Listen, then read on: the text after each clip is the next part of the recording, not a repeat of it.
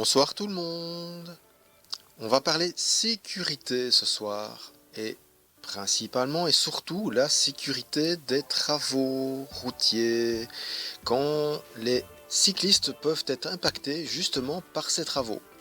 Et si je parle de ça, c'est pour deux raisons. Entre autres, premièrement, parce qu'il y a des gros travaux actuellement en cours sur Namur, et entre autres celui-ci, et qui est clairement problématique, et on va analyser ça juste après.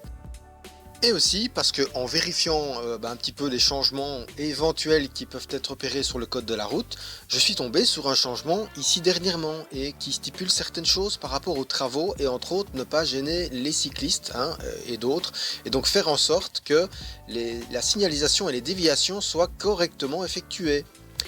Et dans cet exemple-ci, ce n'est clairement pas le cas.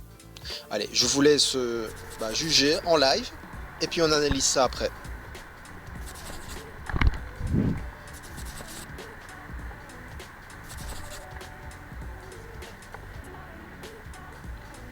Ah voilà, comme d'hab, aucune déviation. C'est mes 20 Bleh. Ah là là.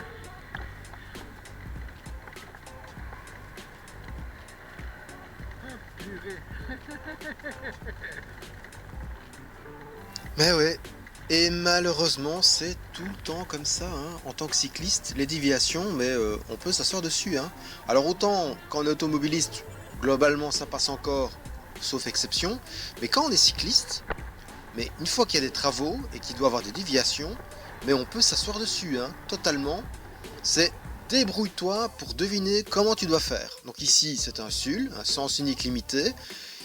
Donc j'ai parfaitement le droit de prendre cette route dans l'autre sens, dans ce sens-ci.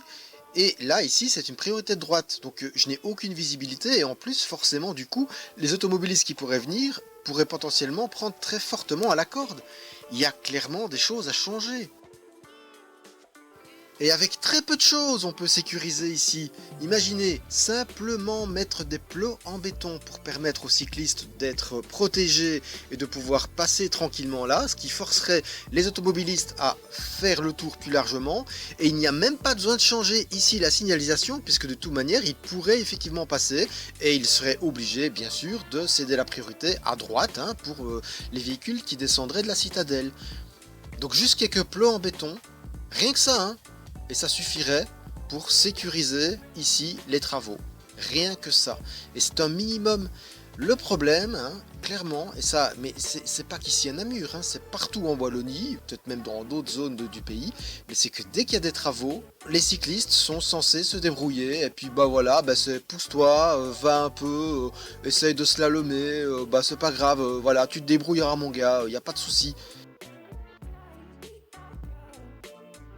Et si on veut que les communes qui ont reçu des subsides dans le cadre de Wallonie cyclable méritent leurs subsides, il va falloir beaucoup plus bosser à ce niveau-là.